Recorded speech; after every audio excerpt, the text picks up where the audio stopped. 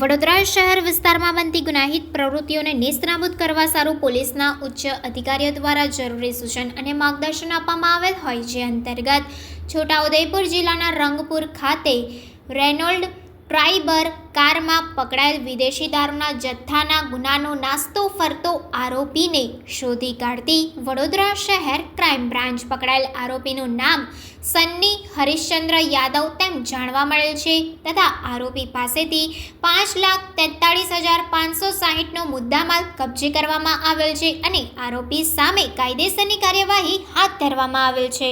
Reporter કંચન પરમાર સાથે cameraman Jaydeep Solanki.